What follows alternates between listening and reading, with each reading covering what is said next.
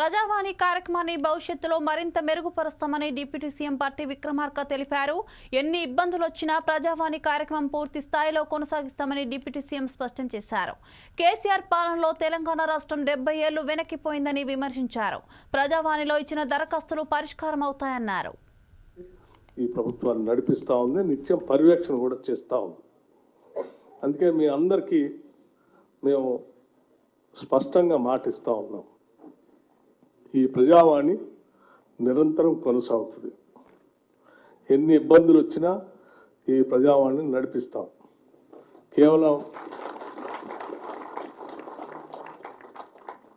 మాటల కోసం లేకపోతే వార్తల్లో చూపించడం కోసం కాదు, ప్రజల సమస్యల పరిష్కారం కోసం ప్రజావాణి అనేటువంటి నమ్మకం ప్రతి పౌరుడికి రాష్ట్రంలో కలిగే స్థాయి వరకు ఈ ప్రజావాణిని ముందుకు నడిపిస్తాం.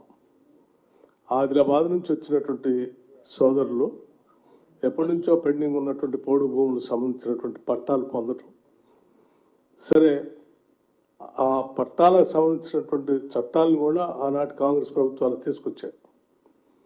10 సంవత్సరాలు అమలు చేసి ఉంటే ఇబ్బంది వచ్చి ఉండేది కాదు. ఆ పట్టాలు పొందినా వారికి కావాల్సిన బ్యాంకింగ్ నుంచి రావాల్సినటువంటి క్రాప్లు రావట్లేదని చెప్తా ఉన్నా. ఎలక్ట్రిసిటీకి సంబంధించిన సమస్య గురించి కూడా దృష్టి తీసుకొచ్చారు.